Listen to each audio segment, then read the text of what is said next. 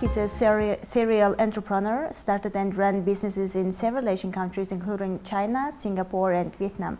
His latest venture, Maku, is aiming to build up small-scale cheese plants across Mongolia and aiming to produce world-class artisan cheese to be distributed internationally. So welcome, Mike. Thank you very much. On your logo, you have all the five main livestock of Mongolia: a cow, sheep, a goat, a horse, and a camel.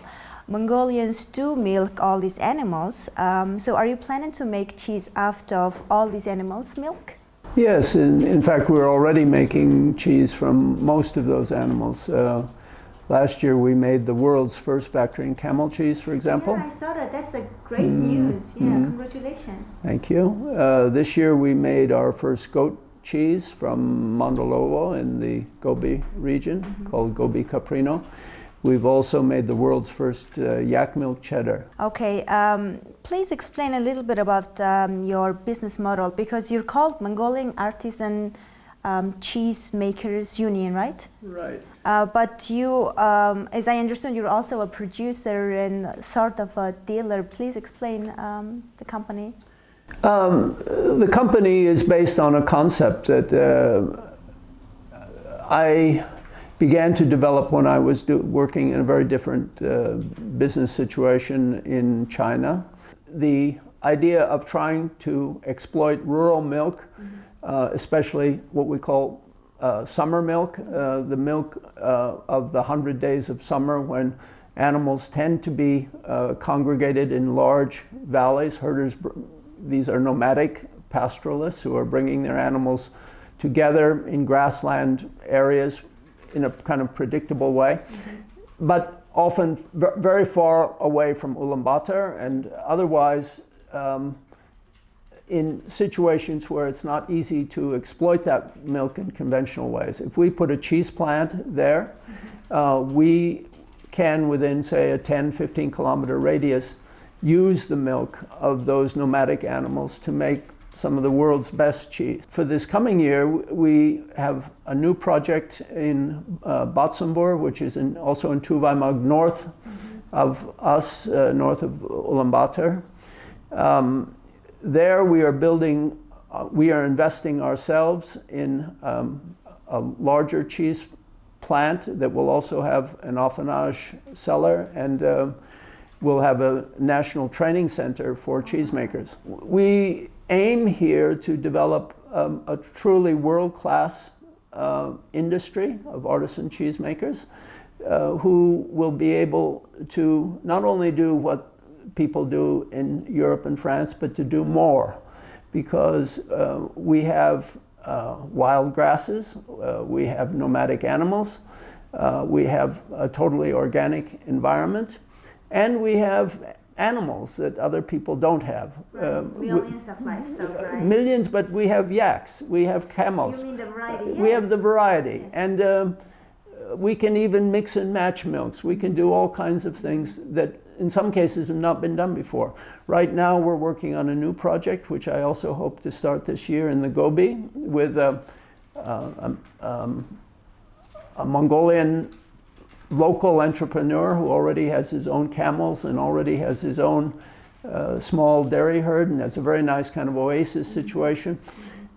We want to import Awasi sheep. This project we're just trying to get off the ground now, but we will build a cheese plant there that may be the world's first cheese plant that actually processes in one place camel milk, goat milk, sheep milk, and cow's milk. I think, yeah, I've never heard anything like that, because when I was studying in Singapore, I was really much exposed to the idea of producing camel cheese, because back in Singapore, you know, in one of their daily newspaper, there was an article about how camel milk was gaining popularity and how it was sold for about like $10 per liter or something like that.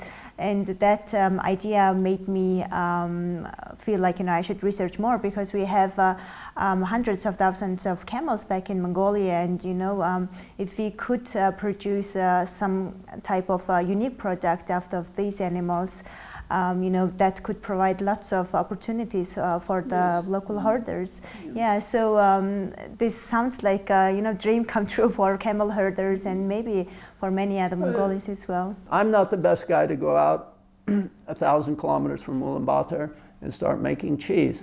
I have a lot of experience that can help to develop the quality of that product, maintain the quality of that product, sell it, market it, and sell it.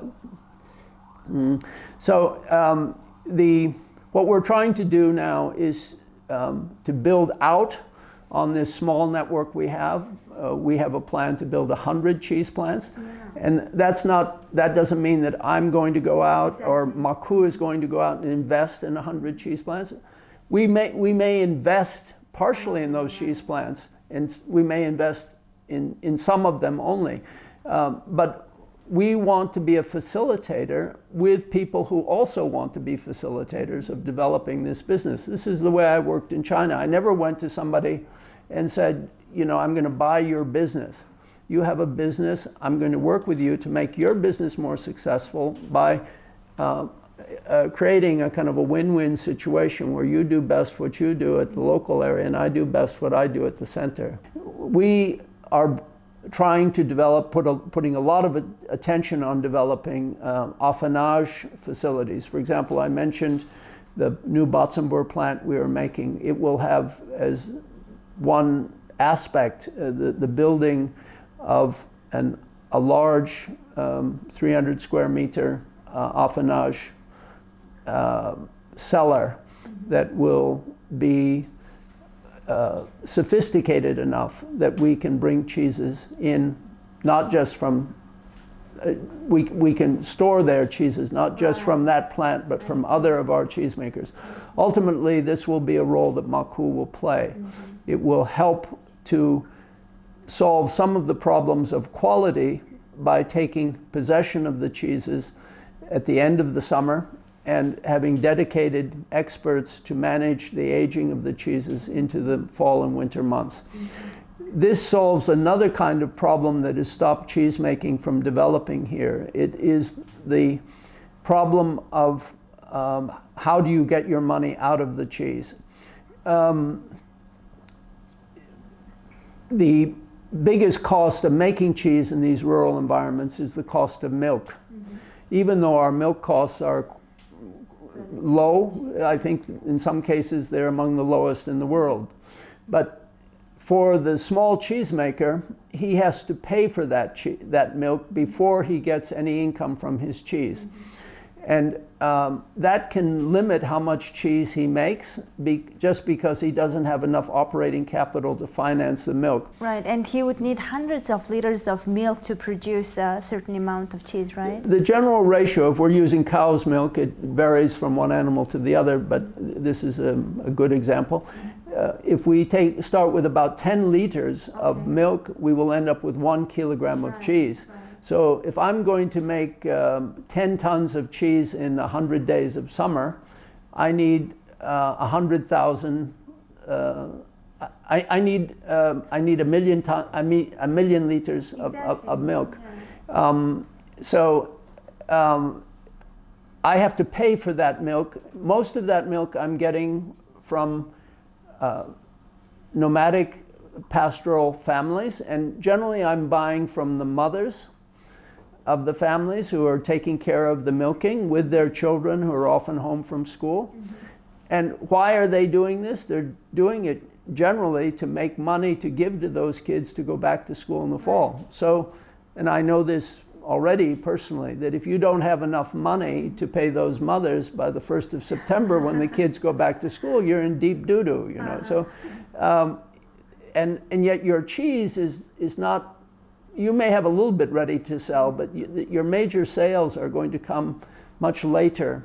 So this is a operating capital or a financial management kind of issue that needs to be resolved. And what Maku wants to do is to essentially get more deeply involved with its member cheesemakers in solving those problems by, first of all, putting orders for certain cheeses. Exactly. Yeah. Speaking of orders, how have the customers' reaction been like in Mongolia? Because you're currently only selling your products in Mongolia, aren't you? Yes. And however, on the other hand, Mongolians are not so familiar with artisanal cheese, although we do have quite a number of expats living in Mongolia who might already have the habit of consuming artisanal cheese. Everything you've said is true. The other thing you can say is that Ulaanbaatar is becoming a more sophisticated city day by day. For example, the drinking habits of Mongolians is shifting from vodka to wine. And with wine comes quite easily the cheese as an association. But I would be kidding myself or kidding you if I said that we have a very vibrant market here. For cheese. And it's particularly the case because, as you know, the country is in deep recession or even depression now. We've had a flight of expatriates because the mining industry has been slow. All of that said, this first year we have sold out almost all of our hard cheeses, and we will need to make more for the coming year to satisfy the demand. Where is the demand coming from? The demand is coming from certainly the high end of the market. You have to have some demand from the local population to justify that. What we're learning, we've been in eMart for 6 months, we have a better business than we expected. Can we build an export scale business on that? No, we can't. We're also, of course, in some of the high-end restaurants. We're in the Shangri-La Hotel. They are one of our best customers, buying cheese once or twice a week for their buffet. We're very grateful for that, but we're also proud that our cheeses are being recognized in that way.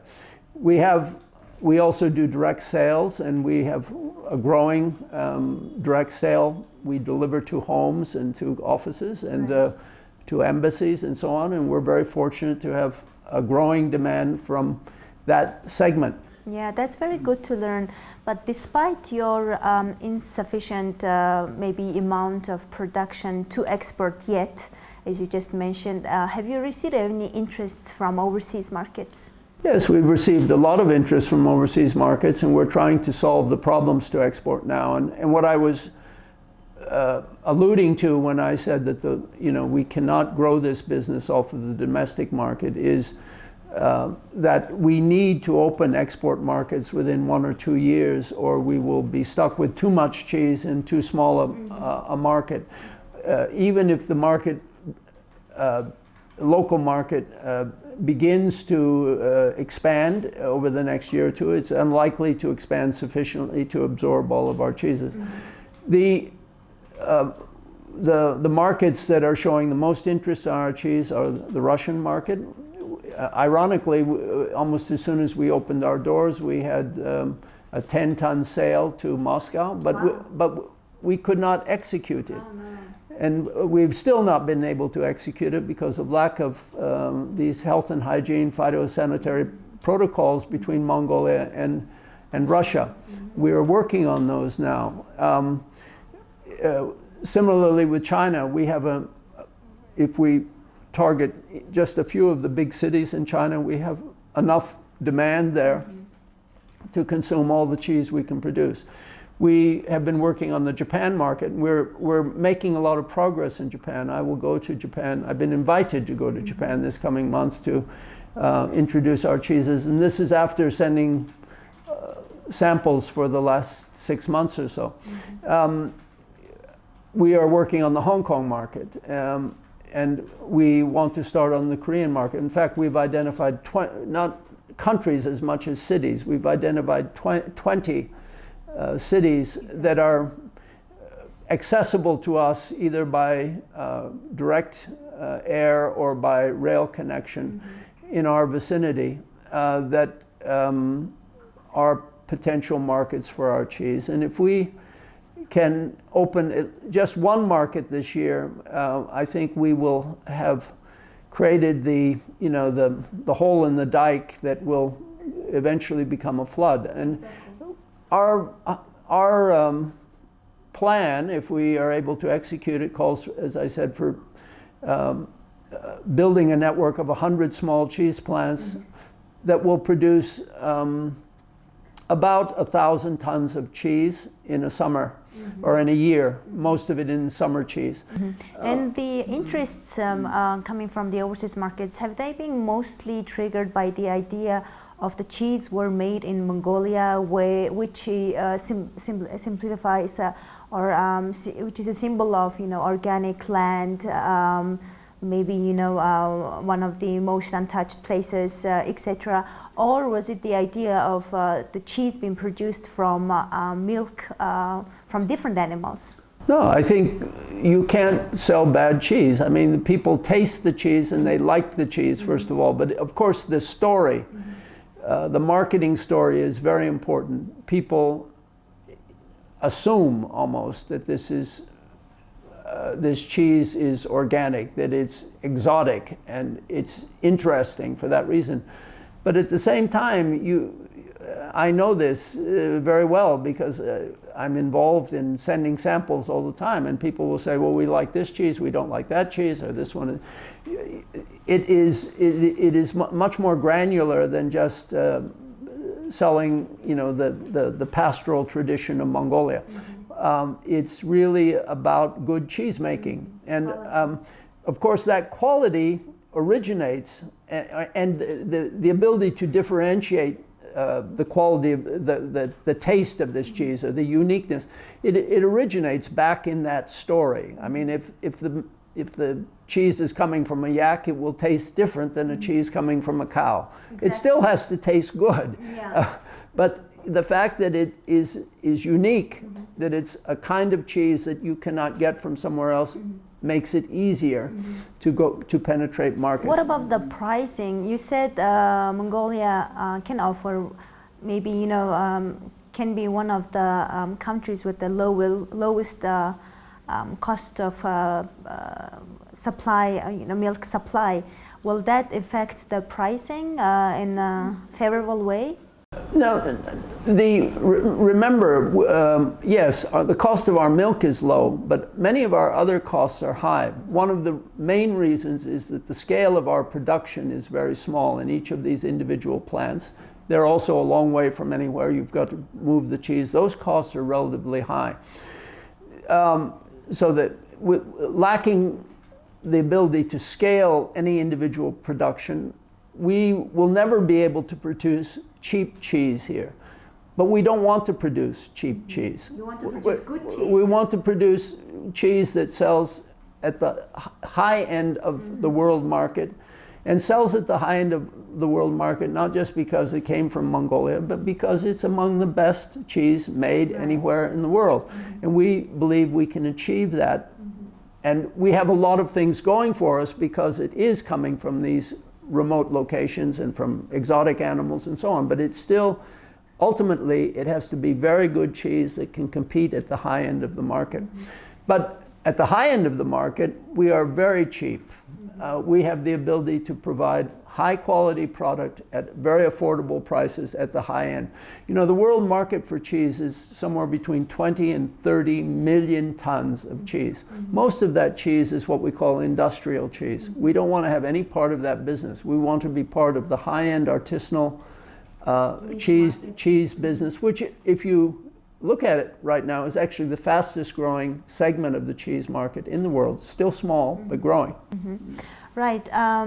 You said, you've been saying that you're aiming to build up 100 small-scale cheese plants across Mongolia. In doing so, are you getting any government support or anything from the public organizations, maybe tax rebate or anything like that? No. We are fortunate in that all dairy products in Mongolia, producers of dairy products in Mongolia, do not pay VAT. So this is very nice. The government is also talking about small enterprises, essentially the income tax on their incomes being reduced to almost zero. Newly introduced. Yes, Right? I'm not sure it hasn't filtered down to my balance sheet yet, but anyway, it should happen, and that would be an advantage to us. And in fact, it's an advantage to our model, because rather than having one big enterprise, we will have a lot of small enterprises, most of which, at least for the formative years, will fall under that ceiling, so that they will end up being able to take advantage of the government's incentives. And that's great. But otherwise, we don't get any public support. This is purely an entrepreneurial effort. Some of it is my money, and now individual cheesemakers, small cheesemakers are coming in, and we have a 5-year plan, and we have in that 5-year plan we have provision for tranches of investment, and we were fortunate to get the first tranche of angel financing for our plan for 2017. We got that just in time in November, and we're able to go ahead with what we want to do this year. We will be looking for more capital, but we're not looking for charity. When I started looking at the dairy industry here, I realized, for many reasons, and this also goes back to my experience in China, that I could not do it the way other people were doing it. I didn't have the capital. The market was already crowded with people doing it the conventional way. I think that this is not just about dairy, this is about Mongolia generally. You have to think outside the box, and you have to have kind of X-ray vision that looks through walls and so on if you're going to be an entrepreneur in this place. Is it high risk? Yeah, it's high risk. Is there a lot of opportunity? A lot of opportunity. But you don't approach it the same way you do elsewhere. Let me give you a specific example. All of the advice that Mongolia got after the collapse of socialism here, with regard to the dairy industry, was about building big plants and importing new kinds of animals. You have your cows only give 10, 12 liters of milk. You should bring in Friesians or Montbéliards. They give, maybe in France or in the Netherlands, they're kept in barns and they may give 40 liters of milk a day. I mean, why are you messing around with these traditional animals? Well, fast forward 10, 15 years and we see what has happened. We do have large dairies established here around these imported animals. What has it taken to get those animals even to survive in Mongolia? It's taken millions of dollars of investment. They have to live in barns more than 6 months of the year. They have to be fed. They drink humongous amounts of water. They eat large amounts of grain. And at the end of the day, under Mongolian conditions, they don't produce 40 liters. They may produce 15 to 20 liters of milk, and a lot of them die, okay? So in Mongolia, we know this by driving into the countryside. A Mercedes-Benz is not going to do you any good. I mean, a Mercedes-Benz limousine, you need a four-wheel drive vehicle. And I'd much rather have a Suzuki Jimny, a tiny little four-wheel drive for going almost any place, because if I get stuck, I can lift it out almost with my hands. We need to think in very different ways if we're going to be successful in Mongolia. Right. Yeah. I actually asked the same question from another entrepreneur who was interviewed for the project. So there was an event recently organized between the businesses and the Prime Minister, and over there a PM said that besides mining, Mongolia has to look at other sectors, specifically agricultural sector, to leverage on. And in doing so, he was suggesting that the Mongolian entrepreneurs in the agriculture sector, especially the farmers, should work with international corporations that are recognized worldwide, or better recognized internationally, and becoming suppliers to those international corporations.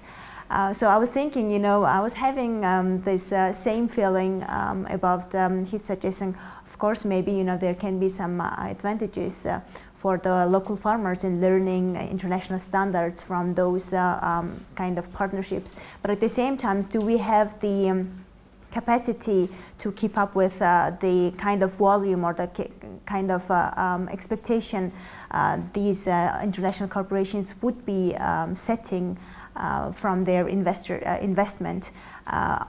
On the other hand, should we look at more unique ways, such as yourself, and looking at the niche markets and developing, innovative solutions to what we already have that can be sustained with these relatively small number of professionals, or the labor we have, also that can survive in this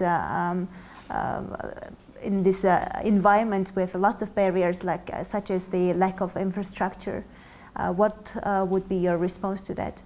My response is, I think is Mongolia is a unique place, and it should not try to be China. It should not try to be Russia. It should not try to be the United States or Western Europe or anything. When I was a young man, I worked in Indochina, and that meant I was a journalist covering the war, and I was in Vietnam, Laos, Cambodia, Thailand, and I spent quite a bit of time in Laos for a while, and I quickly became aware, as the Laotians were struggling actually just to maintain their own independence, I became aware that Laos could never be Vietnam, it could never be Thailand.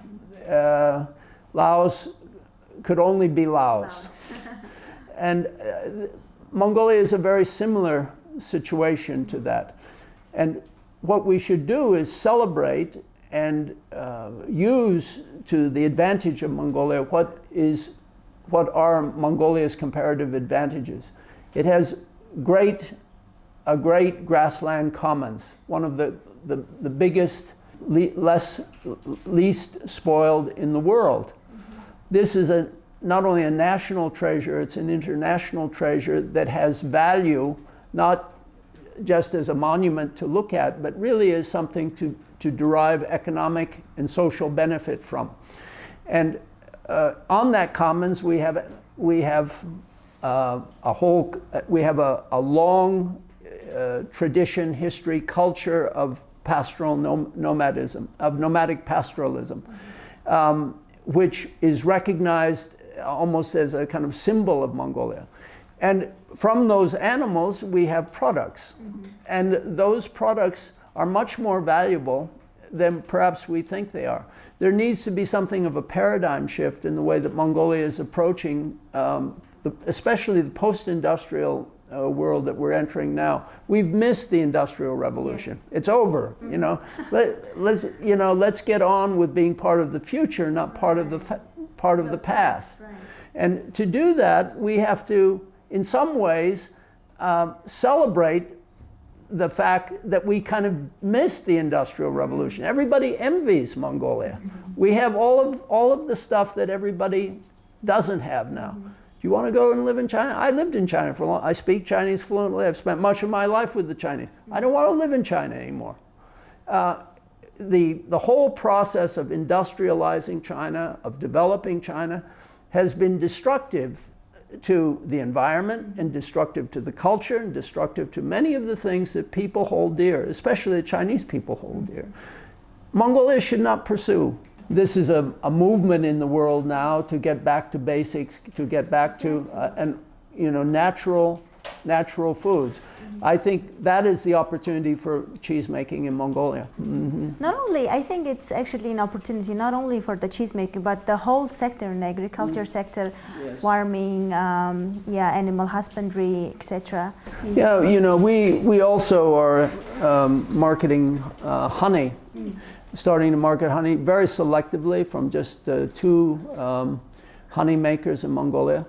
Honey goes very well with cheese, but it's, as you were saying, you know, natural honey from especially monofloral honeys from wildflowers. These are very, very valuable products, not only in a commercial sense, but I would say in a nutritional sense. If you're going to take sugar, this is as good a way to take it as any. Mike, thank you very much for a very interesting and insightful discussion on how Mongolia can leverage its organic grassland and the number of livestock to position itself strategically in the region, not only in the region actually, in the world, and all the best in the endeavors you are pursuing at the moment, especially in cooperation with the local producers who need lots of support and strategic directions, like you know, strategic partners like yourself, and I wish you all the best. Thank you very much, Laura. Thank you. And to you too. Thank you.